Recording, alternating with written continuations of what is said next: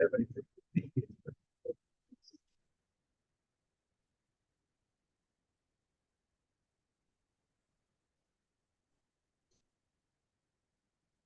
do the community survey get sent out? Okay.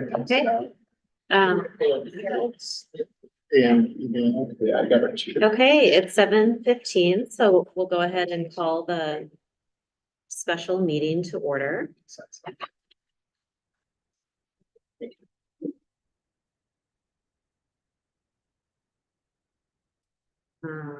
Carol, do you have the agenda up?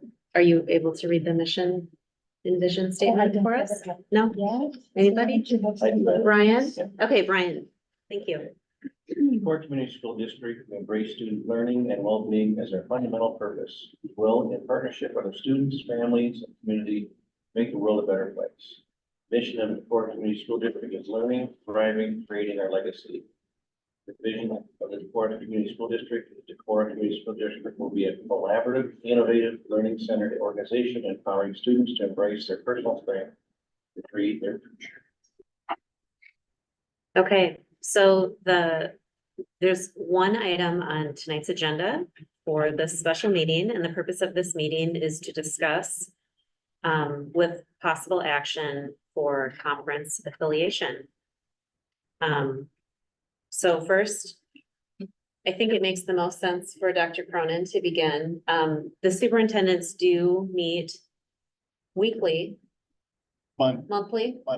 Okay, the superintendents in the Northeast Iowa Conference meet monthly and communicate. So, Tim, I think it would be beneficial for this meeting to give a recap to why the Northeast Iowa Conference seems to be in jeopardy. Yeah, I guess, right when I was getting hired in 2022, in the spring of 2022, the conference was going through a process by which they were voting Waverly Shell Rock out. So that kind of set us on going from 6 schools down to 5. And we've had conversations about trying to be at least a 6 to 8 team conference. And there's lots of things that have happened and sidebar conversations and school districts that we've reached out to kind of informally, but a formal invitation was offered in October to Osage and North Fayette Valley. And both of those schools have declined to join the conference at this time. And then 2-3 weeks ago, Howard Wynn board voted to seek membership in the Upper Iowa Conference. I guess I skipped over the part where there was a piece in there where the Upper Iowa Conference did invite Howard Wynn, Alma Key, and New Hampton. And that was probably about the time that Waverly was being voted out. I would defer to Mr. Riley for knowing the exact timeline. But so that kind of happened. They declined the Upper Iowa, but now as of about 2 weeks ago, Howard Wynn has voted to seek membership, write a letter to the Upper Iowa Conference. So I would say that kind of got us talking even more. Adam and I have talked about this a lot. And certainly Ron, with representation on the girls' union, has been involved a lot, and as an interest level as a board member as well. But one of the things that I think happens is our number one choice, and we'll say this a lot tonight, is that we remain in the NEIC and we compete against the schools that we compete against. However, it is difficult to have a 5-team conference, which we would start having next year. And then to add to that, the idea that we're trying to attract schools is going to be made more difficult by the fact that people know that Howard Wynn has now written a letter or is writing a letter to the Upper Iowa. Even if the Upper Iowa would reject Howard Wynn, it's just hard to say, come and join our conference, because that's some of the stuff that we're hearing is, well, I'm not going to join a conference and then have 3 schools leave. So Howard Wynn has written a letter to Upper Iowa, and the Charles City Board voted about a week later to consider the North Central Conference. Yeah. North Central Conference. So of the 5 remaining schools, one actively has written a letter, one is exploring. And we wanted to get together, at least make sure new board members, we had a conversation, knew that we weren't just ignoring it and hoping the problem goes away. To that, and also having a public part of this process, you know, I guess Adam's done a lot of work. We did do a survey that we sent out and remarkably in about 2 days got 700 and like this morning it was 618. Now it's 769 responses from folks just kind of talking about not what conference should we be in, but what elements are important to people. So, but Adam's also worked with coaches and kind of to get their feelings. And I think one of the things that one of the other caveats I would say is there's no perfect match for us. I mean, certainly we think the perfect match is the NEIC, but even that has a little bit of problems. But we're not going to say, oh gosh, we should apply to the Upper Iowa, we should apply to the Walmack, we should apply to the Mississippi Valley. I said that facetiously. But there's no conference that's perfect. And I think Adam did a nice job of the stuff that he found out is different sports might value a different conference. So we're not gonna make everybody 100% happy. But, and maybe one of my last caveats before I turn it over to Mr. Riley is we will be in a conference. That's we're guaranteed to, and we just need to think of what's the best conference for us. And when I say we'll be in a conference, there's, is it Iowa Code? Or the Iowa Code, like the association, they will place us at a conference if we're not in a conference. Like if everybody would leave the NEIC, we would pick a conference and we'd be able to apply. We get rejected, we can go appeal, and they would put us in a conference. So we're not going to be without a conference. We just would like to be with a conference that makes the most sense. Is there a point in the NEIC, Northeast Iowa Conference, where it will dissolve because there aren't enough members? Is there something in the charter that has a number for how many? No, there's nothing. There's no rules, nothing in Iowa code, nothing within bylaws for both the Girls Junior Athletic Association that states that any conference is valid with a certain number of schools or members. You could be an independent and create your own name for your conference if you really wanted to, and declare yourself a conference champ every year. On that things, the only piece that's in Iowa code is any school wishing to have membership in a conference is entitled to that right to be placed in a conference.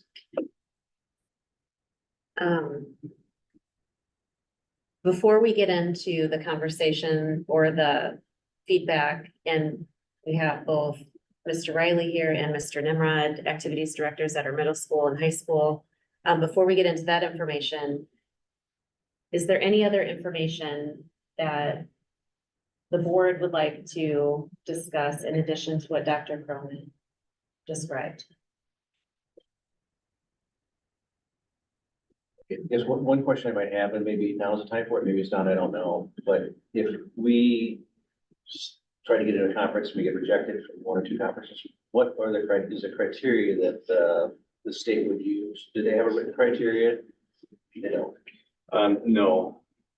The mediation process, obviously, we've done paperwork and did that process once with the whole situation of Waverly and them within that, and all the schools for the mediation were required to fill out a lot of different information, rating to budgets, to travel times, to level of success over a 10-year period.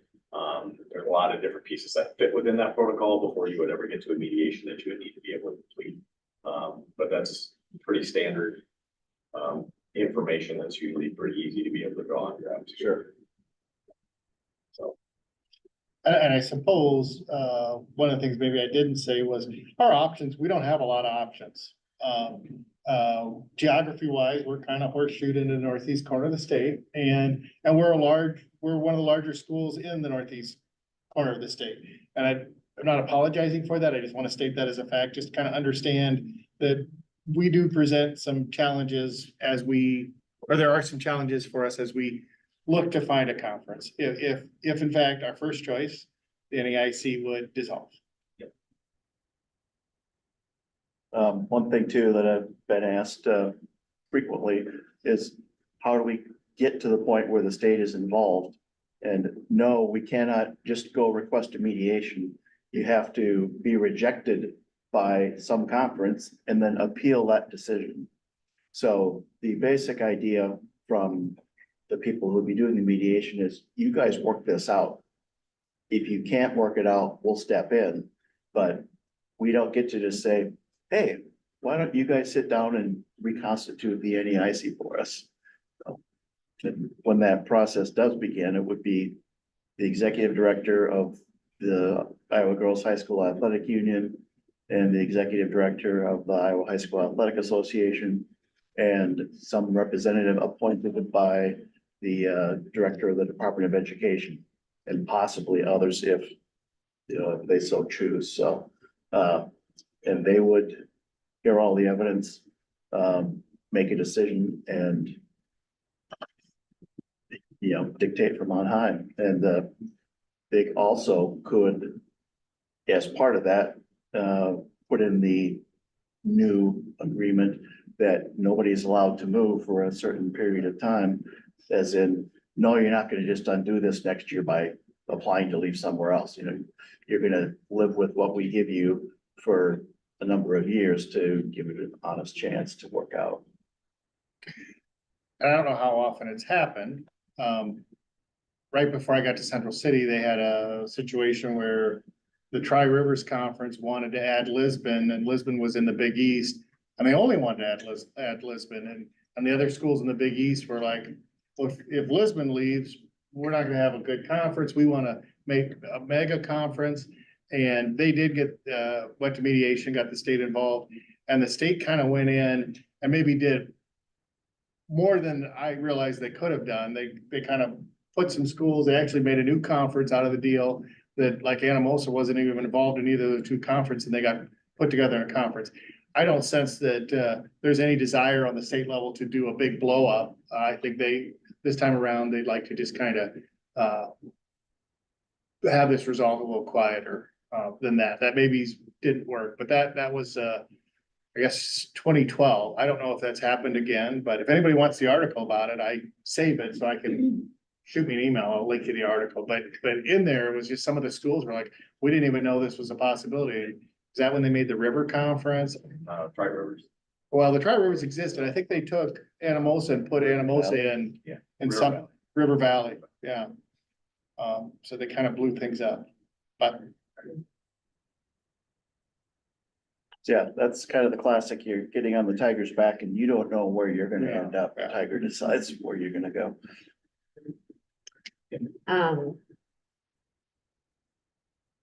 I'm concerned that we've gotten to the point that other schools in the NEIC are actively seeking other conferences, and I wonder, how did we get to where we are today? And I also wonder what will help us to maintain the NEIC into the future. Geographically, the NEIC makes sense. We're not all the same size of communities and towns, but we're in the same ballpark, maybe more similarly aligned than other nearest area conferences. And I just wonder what it would take to maintain the NEIC. And that is a hypothetical. I'm not asking us to answer that question, but I'm just throwing that out there as something to consider. Some of that comes back to when Olwine left the conference, then we went from 7 to 6. And Waverly Shell equals 5, so we're decreased twice now in the last 7 years. And One of the trends statewide, which I think is maybe cyclical and will at some point begin going the other way, is towards mega conferences. Now a 16-team conference is not uncommon, whereas that was not, you know, something that people would pursue 20 years ago, maybe 10 years ago. It used to be that the only, mega conferences were like the Central Iowa Metro League with all the Des Moines area schools and Mississippi Valley with Cedar Rapids, Iowa City, Waterloo, Cedar Falls, Dubuque. But now, for example, there's a top of Iowa, which is all small schools, spreads from Osage west to Forest City and beyond even, I think. So great travel distances. They just split east and west, but they're still competing against one another on a somewhat regular basis. So it's just been a trend towards consolidation. And that's not something that has been really an option for the Northeast Iowa because, you know, we don't have a north to go to or an east to go to. Didn't you tell me one time, Ron, that with those mega conferences, they have kind of maybe divisions within those conferences? Yeah. So they always play some half of the teams here, or something. Yeah. Like that. Kind of like a, you know, a Big Ten basketball schedule or, you know, Big Ten football schedule where you play everybody in your division and you play some from the other. Or in basketball where you would play the ones in your division twice and everybody else once, different setups like that. I guess one of the things that as I'm listening to that question, it seems like there's a little bit more movement on conferences, and I'll defer to you, Mr. Riley, but I think of like the Mississippi Valley. I would have never thought that a school district would send one of their schools, so West left the Mississippi Valley, Waterloo West leaves the Mississippi Valley. East, I'm sorry. I knew it was a 50-50 chance. Yeah. East went west. Okay, east went west. So just kind of growing up, I would see, it never occurred to me that, like a school district would like, oh, we'll have one of our schools be in this conference, we'll have one of them be in the other. But that kind of also happened with the Des Moines area schools where they kind of broke off and there was a competitive balance and people, some of the statistics of the Des Moines schools not being able to compete with the urban school districts were pretty remarkable. And then you see them, well, we're gonna be in a conference that's different. So I don't know, your take on, is there more movement or it just kind of? I think to answer to that specific question, the geography and political science person in me says the dynamics of rural Iowa and Iowa in terms of where population is. It's had a significant impact on size of school districts and then the trickle down effect of that. Definitely you see a lot of what we see occurring from a movement standpoint, and how the dominoes get played out there is, to that point, the Northeast Iowa Conference that I grew up in and the vitality of communities and some of the dynamics of those communities is far different now than what it was then. And I think that's just common across the board. That's going to lead to more discussions needing to be had like this one that's involved in drug out for a period of time. Led us to this. So. We used to all be 3A schools. Everyone was roughly the same size and we'd all be competing in the same postseason, but now we get to the point of there's, well, if we still had O-line, 4 2As and, 2 3As, 3 3As and, one that would almost, be verging into the biggest class, 5A with those sports that have that now. So we've become much more diverse and it's not comfortable if you're the smallest one when you're playing the biggest one. I guess that's true of every conference, but we've probably got a greater range than most. So in preparation of this meeting, knowing that there are 2 school districts that their school boards have voted for permission to send letters of inquiry to outside conferences outside of the NEIC. Dr. Cronin led an effort to collect information from as many stakeholders as we could. We sent out a survey yesterday that had a higher response rate, so we can talk through those results. And I would also like to hear from Mr. Nimrod and from Mr. Riley, because I know that you bring unique perspectives from your classes too, but let's maybe start with the survey. So I appreciate your description on that effort. It was put together. We had some good input. We were just trying to talk about what our community and folks wanted. So I just called them elements. I thought it was interesting. We asked you to rank it, with one being the most important. We had five, all the way, 1 through 5. I didn't maybe do this on purpose, but I think it kind of turned out that they went in order. So the most popular desired feature with 47% was average difference to conference members. So, that includes out of school time for students, and also ability of parents and community members to get to games. And I don't know what, I was talking to somebody about it once, and their school was looking at it. Must have been somebody by Dunkerton, and they were looking at, should we go to a conference that was Cedar Falls or Cedar Rapids, and their community wanted to go to Cedar Falls because more of them worked there, and it just made more sense for them. But so travel time to conferences, 47%. So number 2 was level of competition within the conference, and that got 30% of people put that as their second choice, and 26 put it as a first choice. So again, over 50% had that in their first, second. I guess if I back up, people for first and second choice for travel time was, I guess, about 75%. So that's in this non-scientific study. Travel time, competition with level within the conference. Then it kind of gets a little bit different, I would say, from what I sent out earlier. 3, the ability to have games at multiple levels the same night.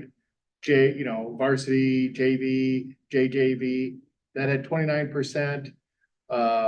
Put that as a third place vote, but it was pretty close with number 4 that had 24%. So 3 and 4 were very similar. 3 being the multiple levels on the same night. So, if we're playing New Hampton, we've got a varsity, we've got a JJV game, we've got a JV game, and we've got a varsity game, or just JV and varsity, boys and girls. 4 was just funding spent on travel.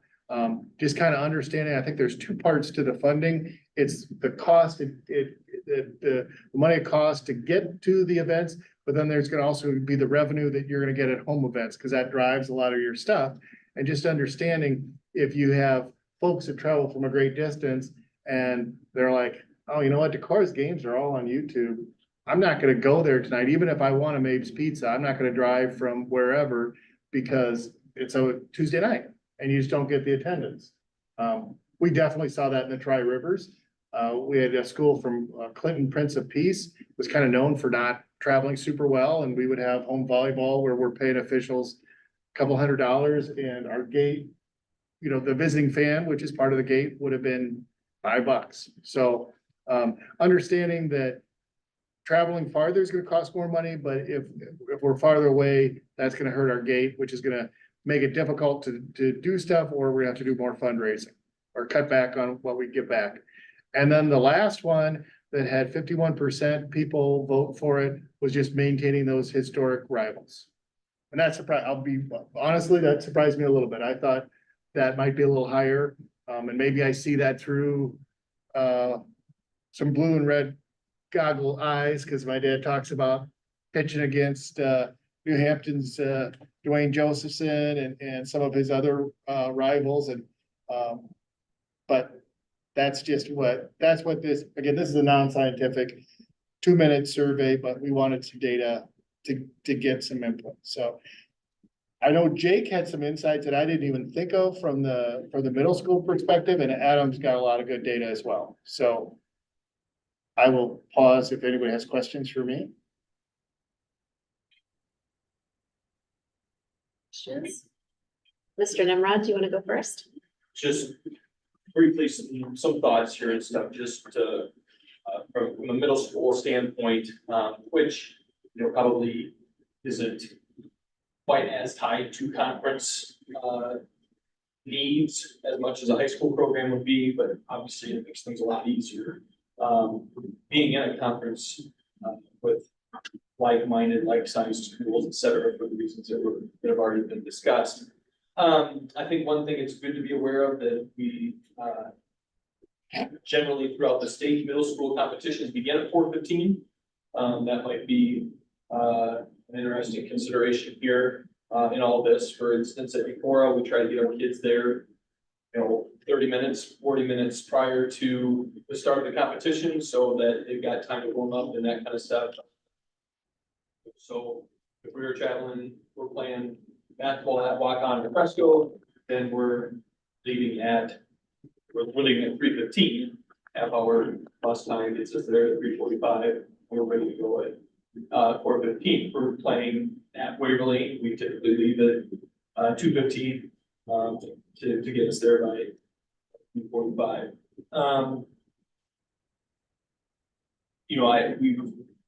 This is year 7 here that I've been in this role, in terms of the school districts that we share borders with, the school districts that are close enough for us to get to without leaving school at noon. We already work pretty hard to be, good neighbors too, I guess, just in terms of competition. We play almost everybody in something, or other. Yeah, I mean, And Jake, it might be helpful for us. We don't necessarily play the conference schools, we play just the neighboring communities.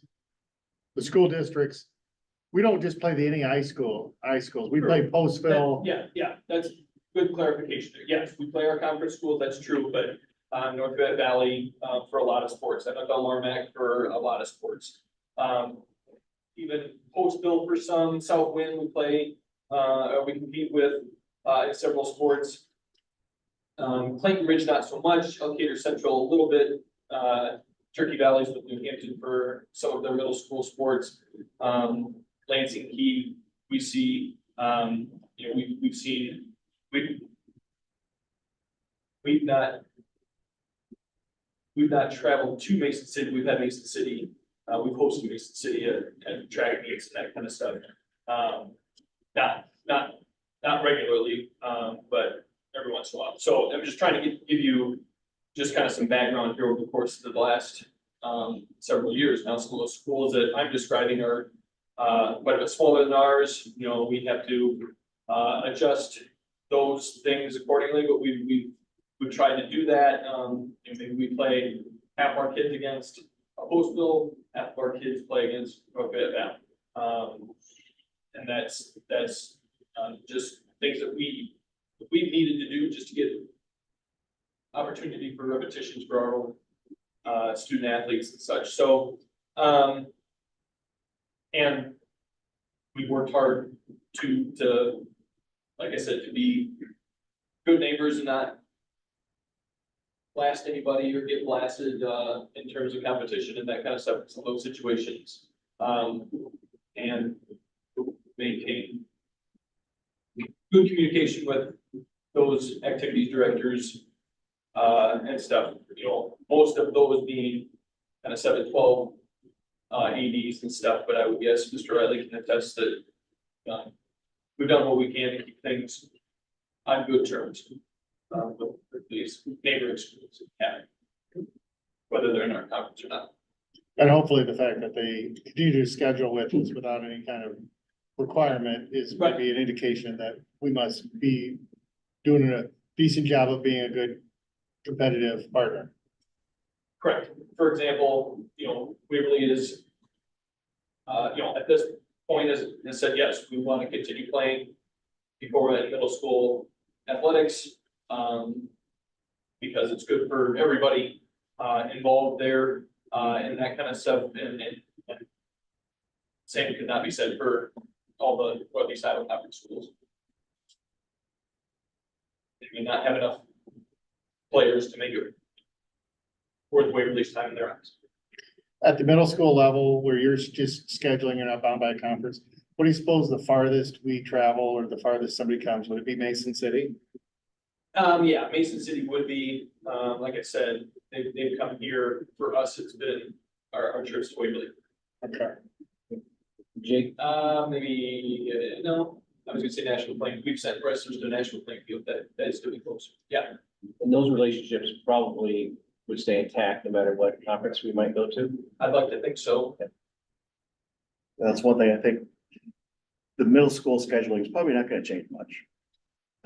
Correct. You know, as I think through this and, you know, what happens in the future, you know, that kind of stuff, my concern would be if some other school that's currently in the NAIC goes somewhere else, you know, when we used to be agreed, we're gonna play 2 basketball games, for example, right? One at home, one away, and you get 2 games there. Now they've got their new conference that they need to meet those needs. And well, yeah, we got 1 left over, we can play it, you know, and now we're down 1. I didn't mean to cut you off there. Any other questions for Mr. Nimrod? I think one of the things I'd highlight is just, we work to try to keep games competitive, and we can do that with sending half our team one place and half another place, and, cause it doesn't benefit our athletes to win by a whole bunch or to lose by a whole bunch. So, you know, getting games is awesome, getting games that are competitive is even better. And getting enough games so that all of our kids get a meaningful experience. For sure, for sure.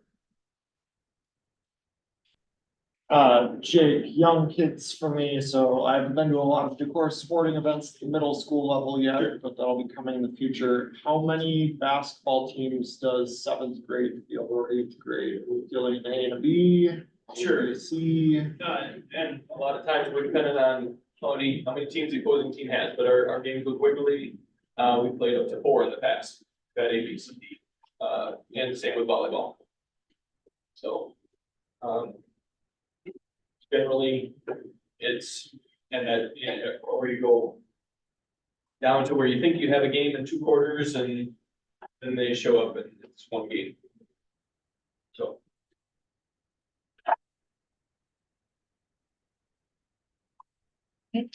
Mr. Riley? Obviously, I've got a number of different things that I've been able to share with you. I think before I start, there's just the piece that I would, you know, really have to emphasize. There's a lot of nostalgia and a lot of feeling of nostalgia in relation to the NEIC. And I think there's a lot of different reasons for that. And I just want to emphasize the desire for myself, and I think I can very much speak on many levels for our coaching staff, is if there was a way to make sure that NEIC maintained itself and had vitality, or ways that we could breathe vitality into it, that would be their #1 preferred space. You know, personally for me, out of the 6 schools currently in the NEIC, I've received paychecks from 4 of them. And all of us have some different cross references with that. And I know coaches here and within our coaches from competing in an extended period of time.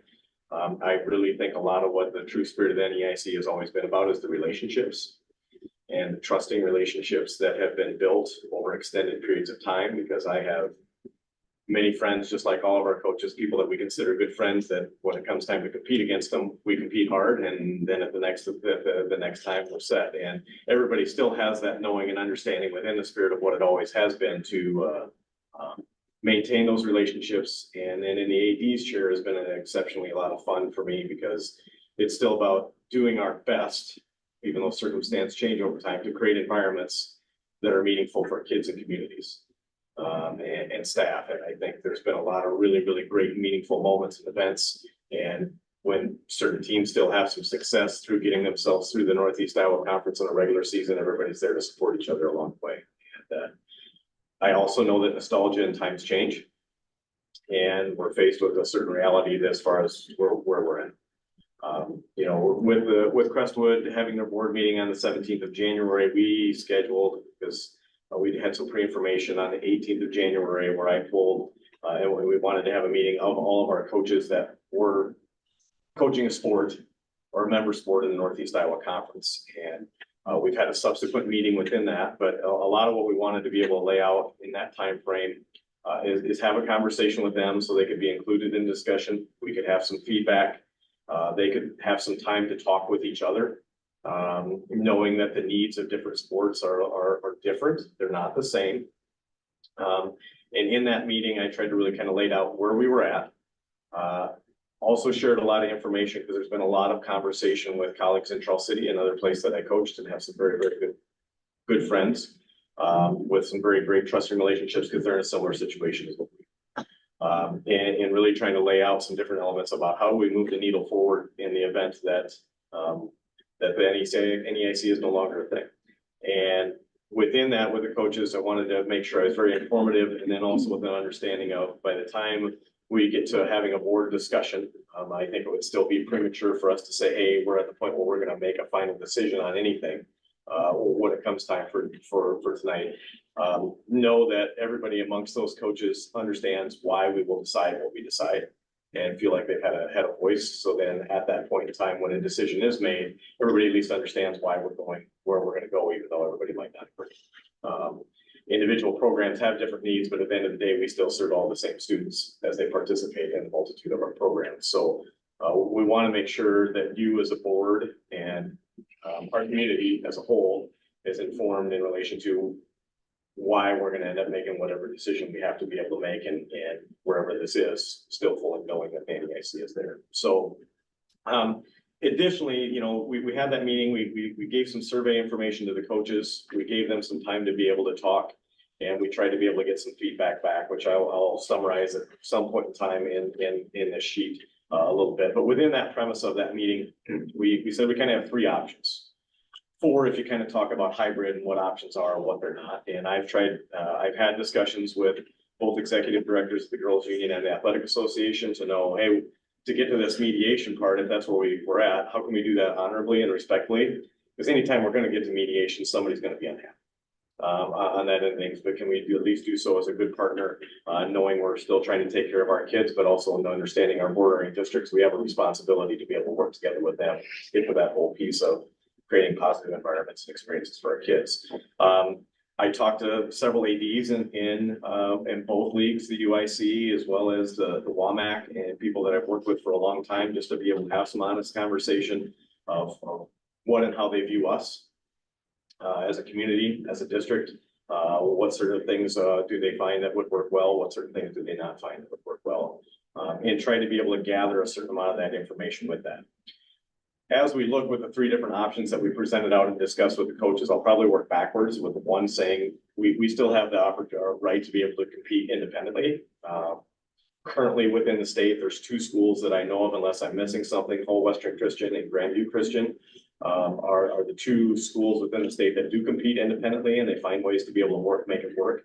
Hull is a unique element because they are in Northwest Iowa, so there's elements of some travel distance. You know, Grandview Christian being in the Des Moines metro area is a whole other deal in terms of how they can work through some of those scheduling. Depending on what sport you have, you can make an independent schedule work more easily or less easily. And as you can see, we asked them to list what their number one preference was. There were three sports that said that, yeah, they could live in, or there was an element of preference for the independent side of things based off of they felt from a scheduling standpoint, from tournaments and some of those other pieces that they could take the steps to be able to find ways to make that work. The second option that we discussed and threw out and asked the coaches were for the pros and cons was the WAMAC.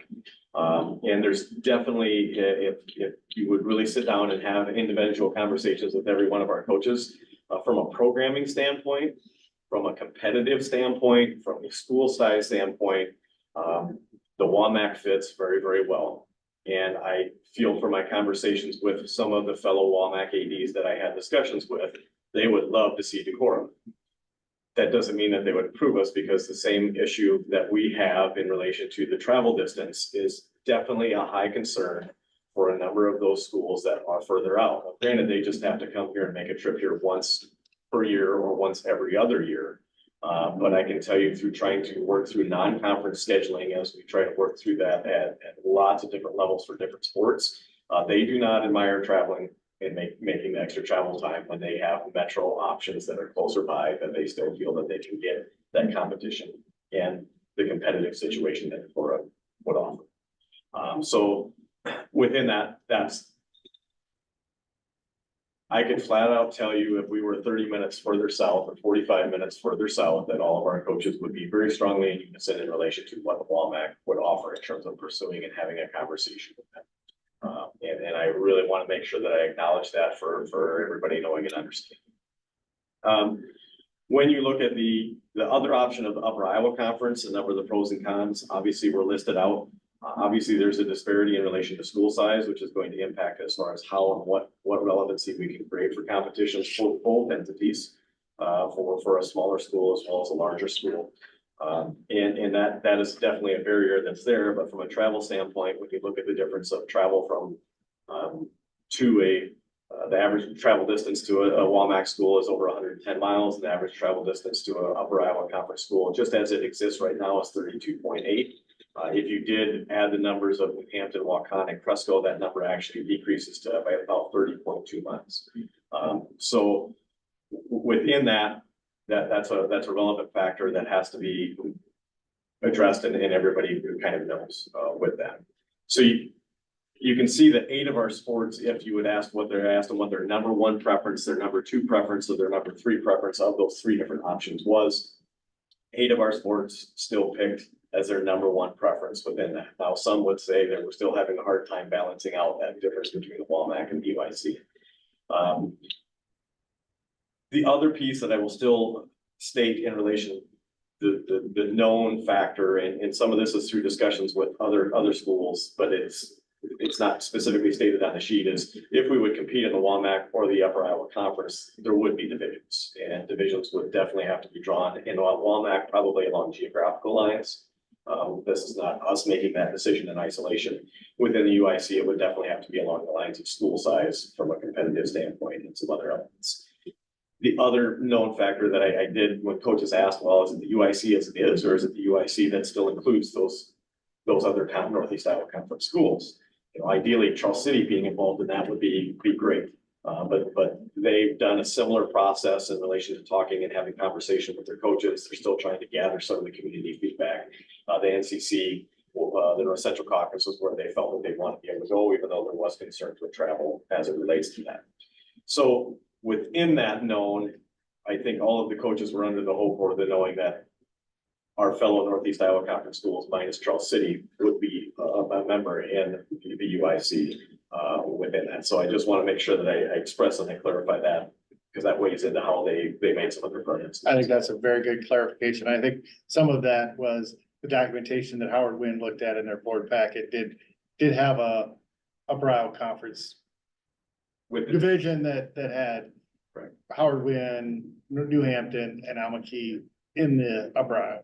I don't want to say it's a general assumption, Yeah. but I would also say, at least in my conversations with fellow ADs, it's kind of a known that's a reality of what would need to happen to occur. And part of the reason for that is from a scheduling standpoint.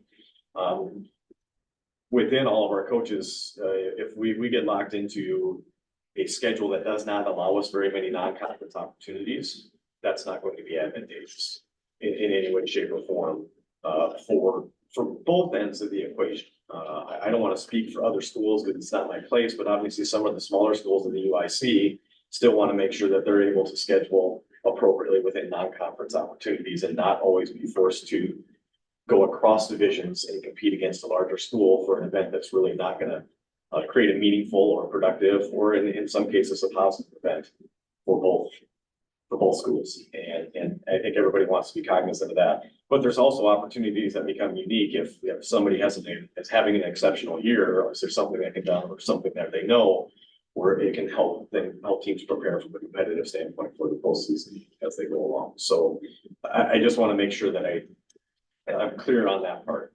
One of the documents that I shared with you somewhere in the middle, I kind of summarized in relation to how do we proceed, which this is the general document and the basis of our discussion when we as coaches met on Tuesday morning here on the 30th, pulled the same group together for those who are able and or willing to attend and participate. And I kind of laid out a few different things. Our current dilemma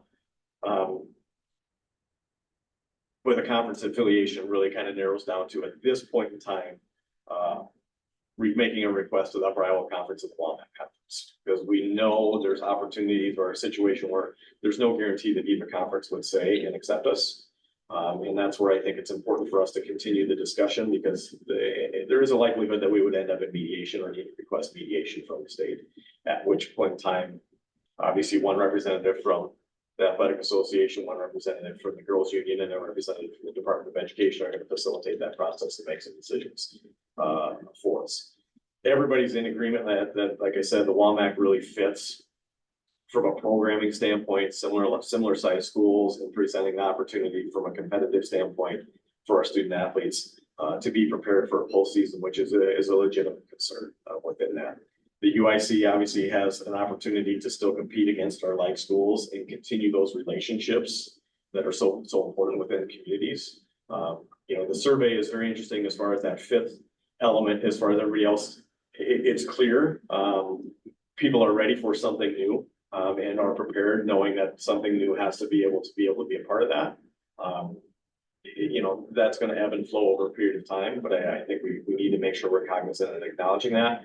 However, I will say the traditional rivalries do lead to gyms that are full, communities that are more involved, and a lot of different pieces with that. The case that I would make, or the specific examples are, in girls athletics, when we went from 4 to 5 classes, our postseason teams that we play in the postseason are further distance away because our bordering schools, we no longer compete against them in postseason. Now, there's some advantages to that. Sure, from a competitive balance standpoint, but it's a lot different deal when there's a first round postseason game and we're not playing one of our neighboring schools in relation to how many people are in that gym and how involved the community is at that point in time. And part of our purpose within interscholastic sports, I think, is to still have an element of community building, which is why we're here and why we want to continue to hear from the community in relation to their thoughts of this. The reasonable concern, I think, which the survey definitely does lay out, is when talking with our staff, time and travel time and distance time is a significant concern.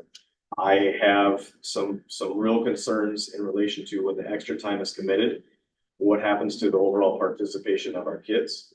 I worry about retention of our coaches as they work and attempt to be able to raise their families and do their jobs professionally, whether that be within the district or without the district. I think it's a reasonable concern that has to be acknowledged and it has to carry some weight without a doubt. I also feel in this community, being a part of it the way I have is we want to be successful in sports, but there's also extremely high expectations when it comes to an academic piece in relation to how prepared kids are academically once they set foot outside the walls of this building. And I think that is an important value that does matter a lot. Sometimes there's laws of diminishing returns that relates to class time. And that is a reality that I think can't be ignored with that. I also think, go ahead. To interject on the time, one thing that probably good horseshoe in at this point in time is for football, we're in districts. Yes. So we get to schedule a couple games, but then 6 district games, 5 district games? 5. And they're assigned by population or beds enrollment. And so our district has Waverly, Marion, help me out. Western Dubuque. Western Dubuque, okay. So there's Waterloo East, there's a lot of travel involved with football. And it's important to recognize that, but also say the difference is football is Friday nights. And we're talking volleyball, basketball, track, we're talking Tuesday nights. Especially I think about the winter sports. If there's a lot of travel, all the things you just said about the travel, but also you're doing it in winter. Yep. And so in my mind, there's a huge difference between every Friday night, where are we going? And we can leave early and we can get down to Marion and go to a game versus, gosh, next Tuesday, are we going to Grinnell? No offense to Grinnell. Yep.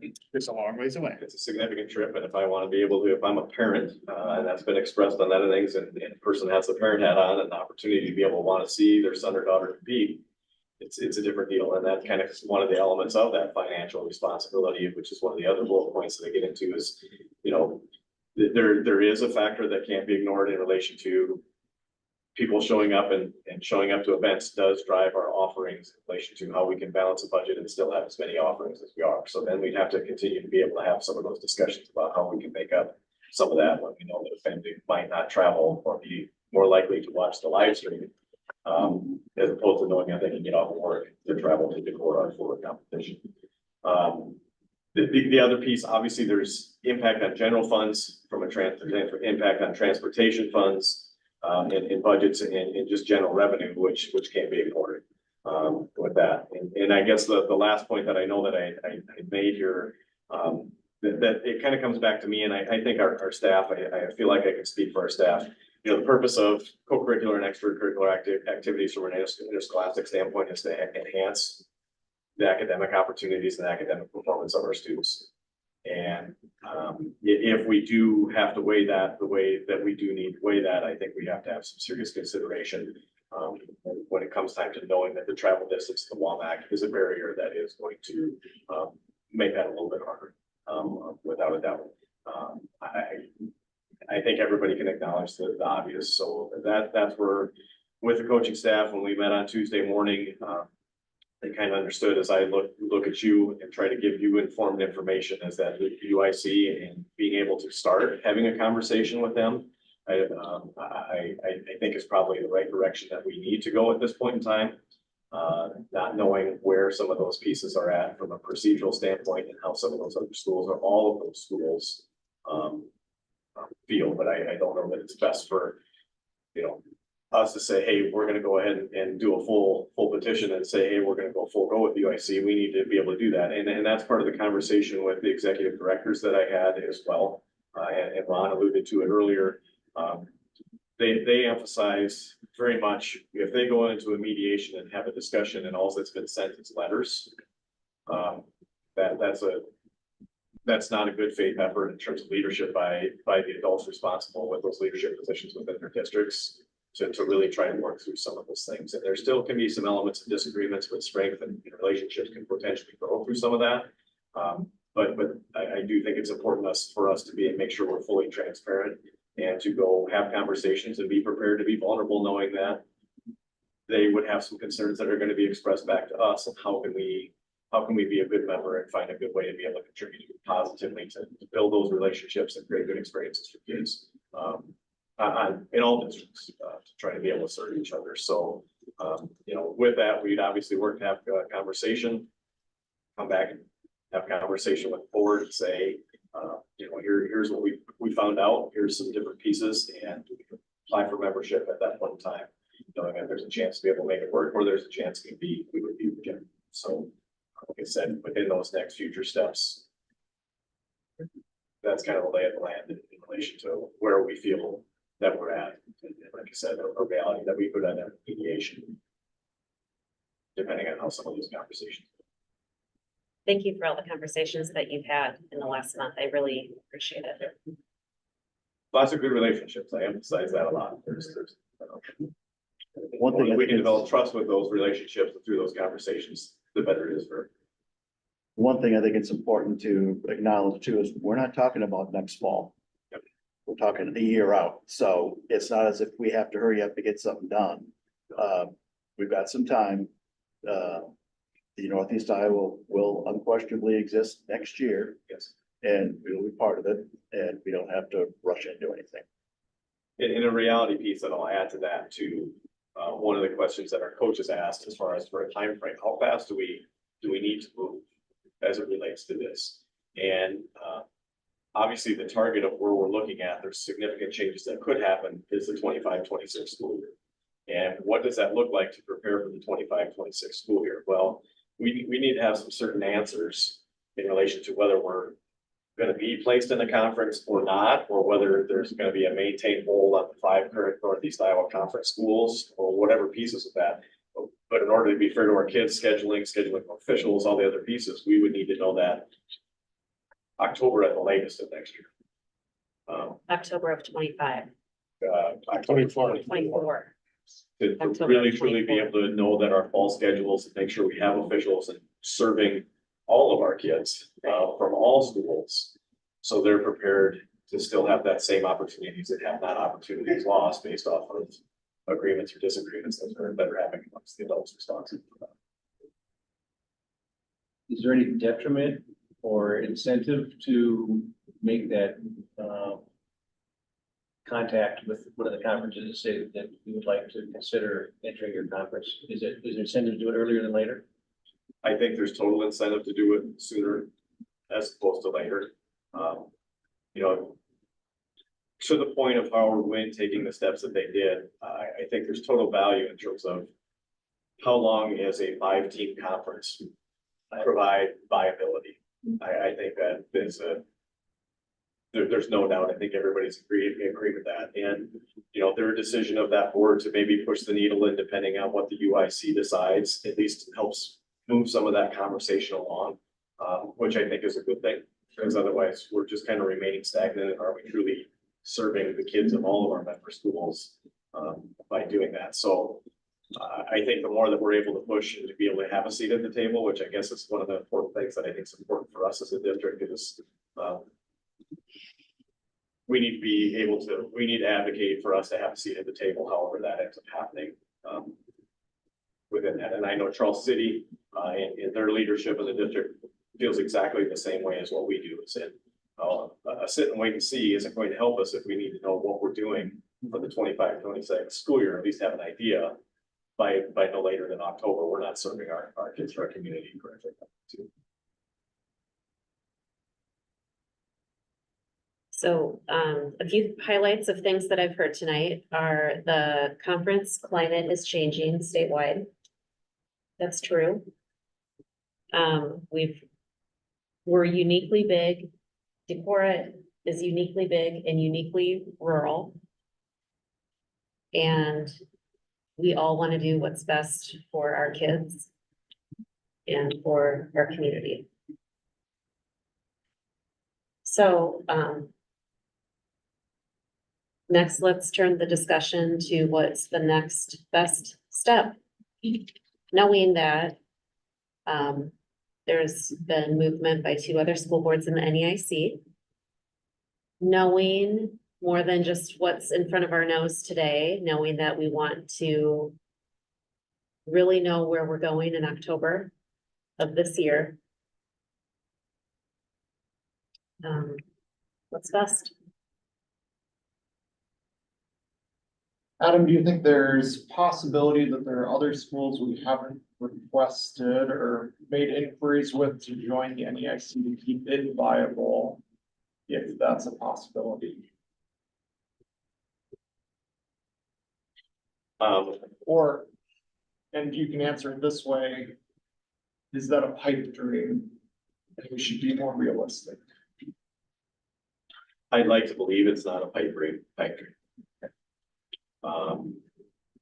The reality of where we're at, you know, some of the feedback that we had for the discussions that we were included in.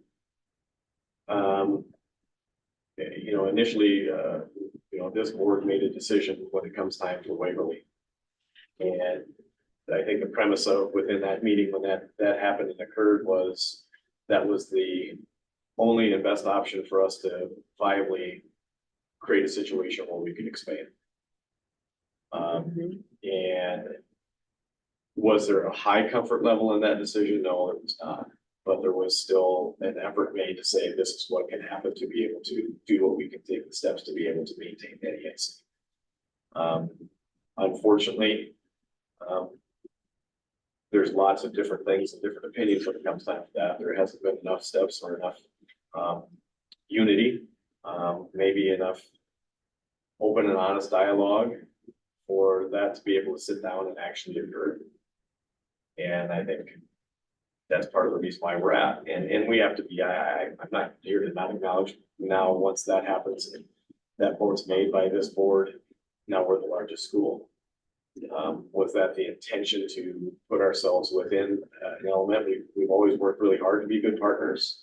I think it still fits within the spirit of the NEIC, but as there's changes in leadership within the different districts and different vibes within those communities, that can be viewed differently in the eye of the beholder. There's sincerity on our part in relation to not having that be an intention. But sometimes in the sports world, people look at the moment that they're in. It'd be very interesting if you do some longitudinal data within the NEIC in terms of how things have been flow over a period of time. I could get into program specifics, but I don't know that completely fits within, you know, within that. Would I really like to be able to sit at the table and have some good, honest discussions in which everybody really puts out on the table what their communities feel after they have some feedback within that, would love to.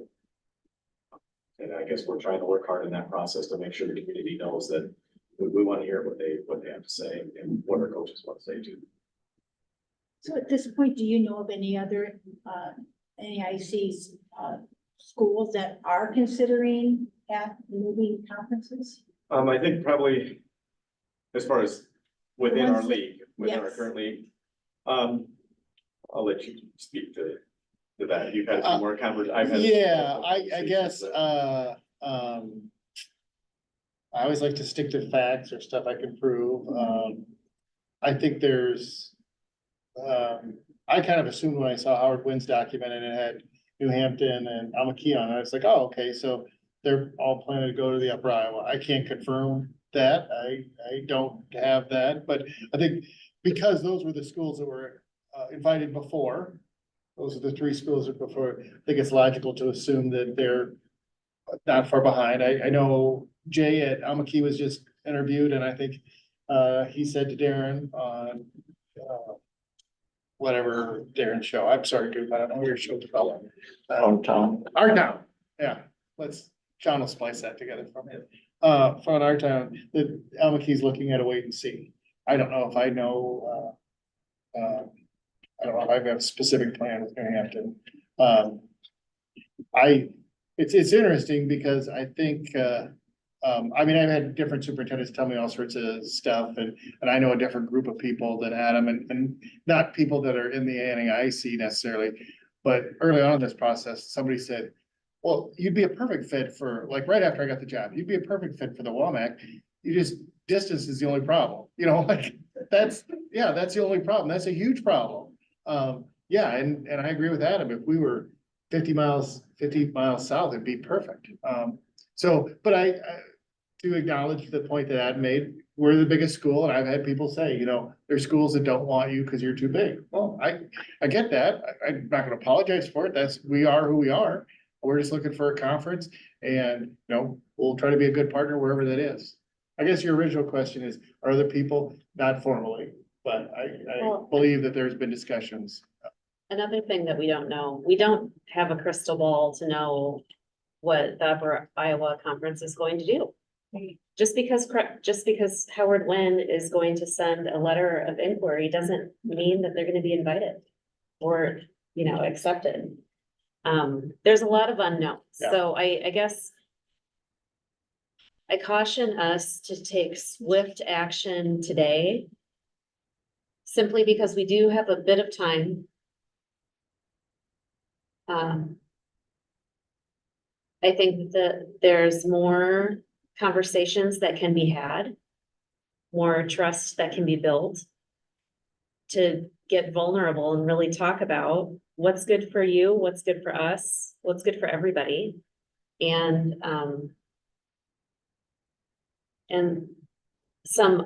there might be clarity to some unknowns in the near future. But taking that approach, what are the risks of doing that? Guess we need that direction from Adam, right? Yeah, I hate to put it in your back, but, you know, I guess if, you would tell us that by not making any decision for 2 weeks or 3 weeks or a month would be okay. That we'd respect that, or said that we should maybe reach out just to a conference and let them know they're interested at this time. That's, you know, that's what we should probably take a look at. So I definitely think we have to take whatever steps we can take to request a seat at the table. To have some honest conversation about what is feasible and what's not. And then once we know some elements of that, we've got to take some formal steps. So by taking steps to have a seat at the table, that does not mean formally applying to a conference, but sending a letter of inquiry, like all the other like all the other districts have done, or the two other districts so far. And But the letter is a touchy point, obviously through my conversations with the executive directors. And you can show evidence of the letter, but they want to know, have you met? Is there an agenda? Were there meeting minutes? Right. And Is there a paper trail? are there things that were constructively talked about that are not just hearsay from a meeting that was documented that it occurred, but we don't really know what everybody said. And that was really emphasized to me by both. If we do get to that mediation process, that there's at least been good faith effort, because we want good faith effort. I asked the question, are we better off asking both conferences? How will that be? Right. They made it very clear, the cookie cutter approach or the hybrid approach of saying, hey, we want to apply in one sport, but not in the other sport is not goodwill faith, which I would, agree with. Goodwill faith to say, hey, you really want to be a member and offer something as a participant within creating those events and certain pieces of that. They made that crystal clear. So that's one of the reasons kind of why we're at where we're at, is that we want to be able to do that, but let's at least have those discussions and say, can we work through them as adults before we try to get another entity to come in and make decisions for us. Yeah.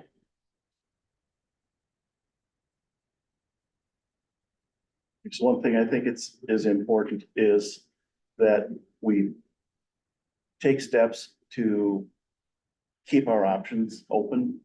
I think clearly our first choice, the thing that we should be fighting the hardest for, is keeping the NEIC. But we can't assume that's gonna happen. We can work our tails off to make it happen, but given that we really only have, two viable options, if the NEIC goes away, we need to start the ball rolling about discussing possibilities with each of those options. We're not sitting in central Iowa where we could go north, we could go east, we was, have all kinds of conference options. And to that point, if there's a crack of an opportunity, I would feedback I get, everybody would want to be able to jump on that opportunity. I know amongst my colleagues as the ADs in the league, there's strong feelings in relation to if there was a crack of opportunity to make that happen, they would look at all of that. And, I can't speak to them right now, but you hear the different rumblings, some other pieces. I know there's some formal things. There's still a movement going on in the last 2 weeks in relation to conversations of conferences that still have these trickle effects in certain areas within that. So, what's the knowns? The knowns is what happens if Waterloo does pass their bond issue and move to one high school? What impact does that have? Because the Iowa Alliance then has one less school, knowing that the intention, or at least the stated intention of the Waterloo Community Schools, is that they would maintain West membership in MBC. What impact does that have upon Mason City, Fort Dodge, Ames, the northern tier of that Iowa Alliance, especially with Mason City being a larger school that's on an island.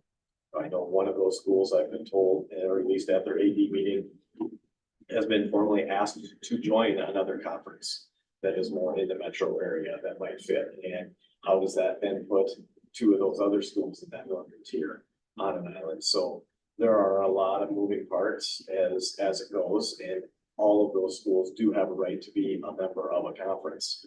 What does that look like to be able to balance a lot of the things that we're talking about here? So.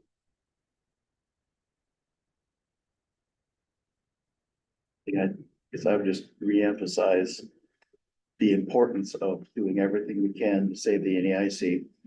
There's a lot of us from different schools around the conference, not just here, that are very strongly attached to the idea of the NEIC. It was the first conference created in the state of Iowa, and obviously, therefore, the oldest. We went since 1970 with the exact same 7 members, and nothing changed. As a high school student myself, I thought it was pretty cool that we had basically 7 county seat towns, and we all worked together, and no one wants to give that up. I don't think I've heard that from people I've talked to from.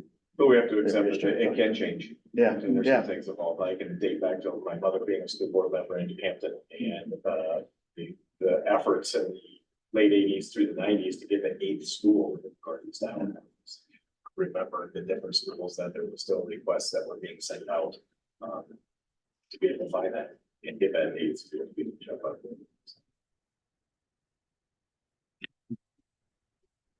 Yeah, without a doubt, it's our desire to stay in the NEIC, but we have to understand that that would require 5 to 6, an unknown school kind of district to add, and we can't control those actions. We can just do the best for Decorah and have those discussions, but. And then within that, if there is a sliver of hope, how can we reset and recreate the environment that we know that people want to stay? And then within that, have those honest discussions at the table, so there is at least a unified effort to have something that people want to belong. And they Right. don't, from an administrative standpoint, from everything else, because it's clearly we haven't probably hit the mark, and everybody's got to take some responsibility within that to create Right. something that people actually want to be a part of it.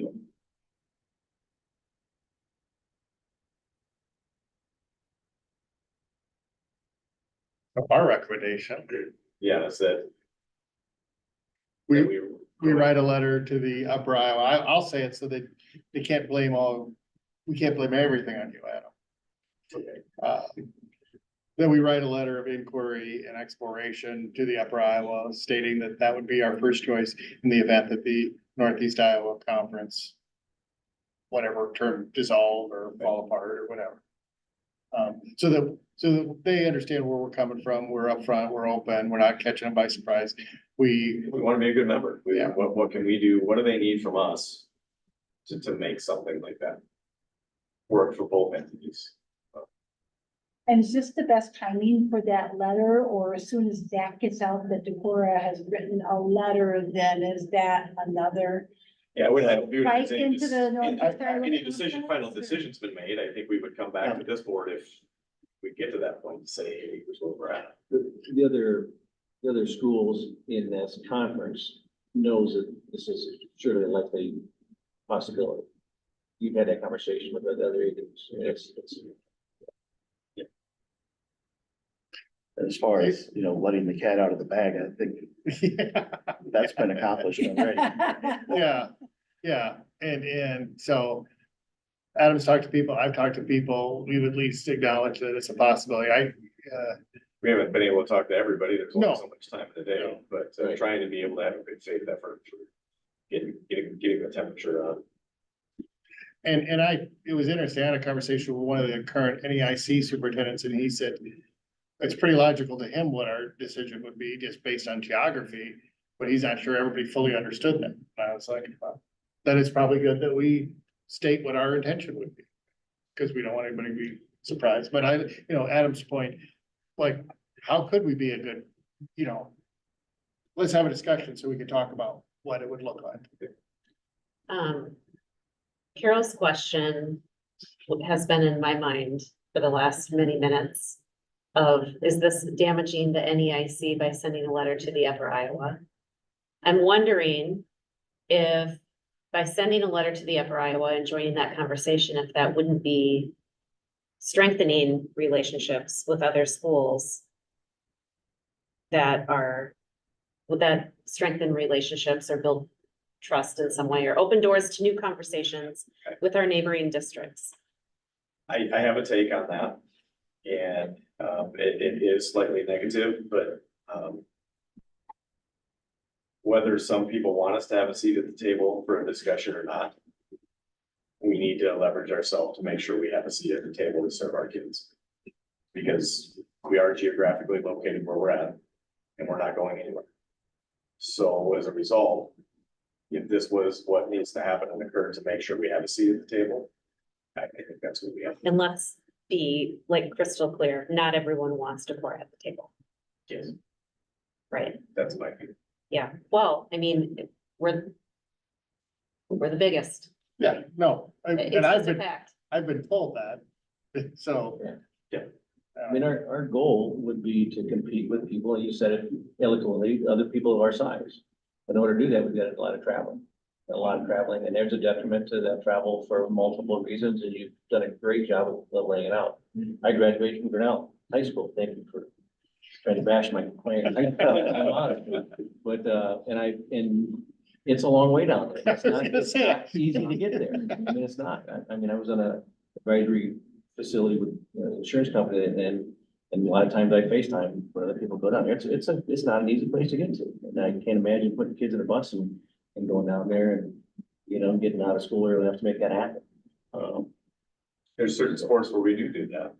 Yeah. But we have to schedule appropriately and we have a hard time with that. Our swimmers just went to Grinnell for it's our conference meet of other schools that have swimming. But to that point, I do think sometimes the travel, some of the other pieces do impact our participation rate in the school. And right now, we're at the highest participation rate we've had in our boys swim program, which is awesome. Our girls' numbers have been great, but there is some Saturday commitment and travel that does impact people making that decision when they want to do that sport. But at least that swimming meet was on a Saturday. Correct. As opposed to a Tuesday Or a Thursday. or a Friday, yeah. But we do have swim meets on Tuesdays and Thursdays We do that. and, Not that far. and, yeah, so Waterloo, so that happens, but, yeah. I don't know, our recommendation would be to write a letter of inquiry. I don't know, I think, the idea of, are we gonna be harming the NEIC? I don't think any more than the other two boards that chose to already do something. Cause that's, from my perspective, I feel like it's really gonna be difficult to attract more schools to the NEIC at this point in time. Unless something dramatic happens. I don't know what that dramatic would be. So I think we just need to let people know, talk about how it could, you know, try to be included in a conversation about how it might work. And if we don't, we could be neglecting opportunity.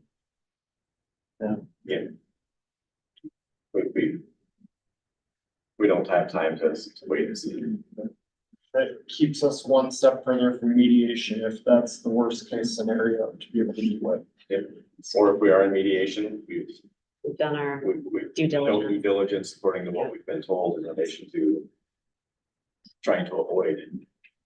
Yeah, we didn't write a letter on October 9th, wanting to be in a conference and say, we want mediation now.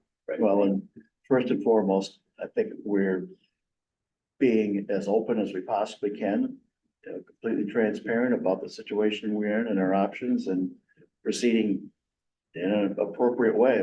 This is not, you know, dropped on Sunday night and, you know, voted on Monday.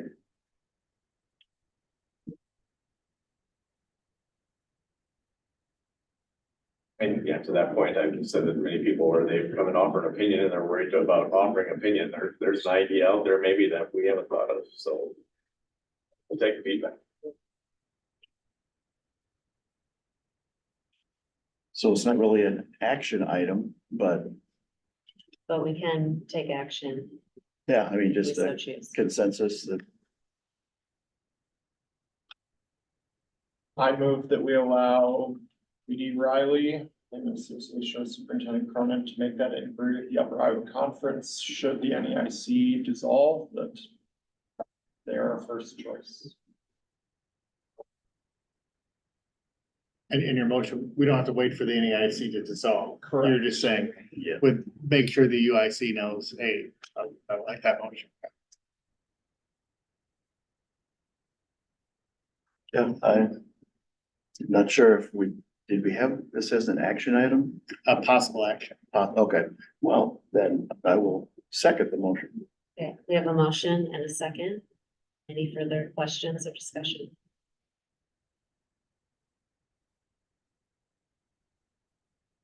Okay, hearing none, all in favor, say aye. Aye. Opposed, same sign. Motion carries. Okay, we've reached the end of our agenda, so I'll call the meeting adjourned. Thanks, everybody. Enjoy working on it.